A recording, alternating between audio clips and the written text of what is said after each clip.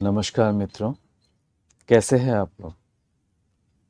आइए आज एक और रोचक प्रसंग सुनते हैं पूज्यपाद श्री भाई जी यानी श्री हनुमान प्रसाद पोद्दार जी के जीवन से कि कैसे उन्होंने श्री दूली चंद जी दुजारी के प्राण रक्षा किए।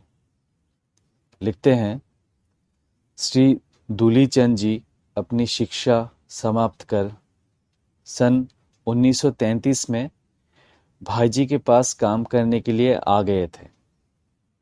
श्री गंभीर चंद जी दुजारी के ये रिश्ते में भतीजे थे एवं उनके कहने से ही भाईजी के सेवा में आए थे। तब से ये निरंतर भाईजी की सेवा में ही रहे। अपनी सेवा की निष्ठा एवं योग्यता के कारण कुछ ही वर्षों में ये भाईजी के अपरिहार्य परिकर हो गए। 2-3 व्यक्तियों का कार्य ये अकेले संभालते थे। ये भाईजी के परिवार के सदस्य की तरह हो गए थे।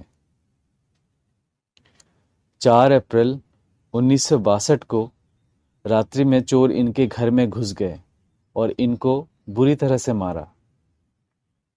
चोट से इनका सिर फट गया एवं सारा शरीर रक्त से लथपथ हो गया। दूलीचंद जी सर्वथा बेहोश और मृत प्राय हो गए। उनको तुरंत अस्पताल ले जाया गया एवं सर्वोत्तम चिकित्सा की व्यवस्था की गई। भाईजी स्वयं अस्पताल जाते एवं घंटों उनके पास बैठे रहते। सेवा की पूर्ण व्यवस्था की गई। पर्याप्त चिकित्सा के पश्चात भी उन्हें पूरा होश नहीं आया एवं 16 अप्रैल सन 1962 को इनकी हालत चिंताजनक हो गई। उपचार करने वाले डॉक्टर भी निराश हो गए थे।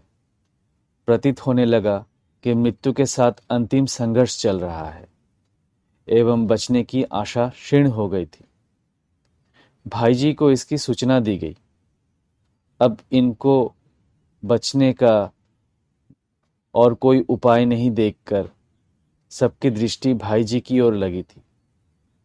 परिवार वाले भाईजी से आग्रहपूर्वक प्रार्थना करने लगे। अंत में भाईजी ने सभी को कमरे में से बाहर जाने को कहा और कमरा बंद कर लिया। कमरे में अंदर भाईजी ने क्या किया इसे तो वे ही जाने, पर इसके पश्चात ही लोगों ने अस्पताल में देखा कि दूलीचंद जी की हालत में आशातीत सुधार हो गया। दिन प्रतिदिन उनकी हालत सुधरने लगी। थोड़े ही दिनों के बाद स्वस्थ होकर घर लौट आए। यद्यपि चोट के कारण शरीर पूर्ववत नहीं हो सका, फिर भी वे यथाशक्ति भाईजी की सेवा करते रहे। इसी तरह श्री दिलीप कुमार जी भरतिया की भी भाईजी ने प्राण रक्षा की। जब उनकी दूसरी बार ऑपरेशन के समय डॉक्टर सर्वथा निराश हो गए थे।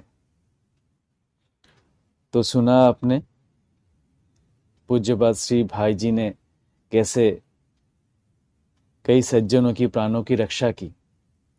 तो ये रहा आज का पावन प्रसंग। कैसा लगा दोस्तों आपको, आप ज़रूर बताइएगा अपने कमेंट्स को द्वारा, और हमारे चैनल कृपा सिंधु को सब्सक्राइब ज़रूर कीजिएगा।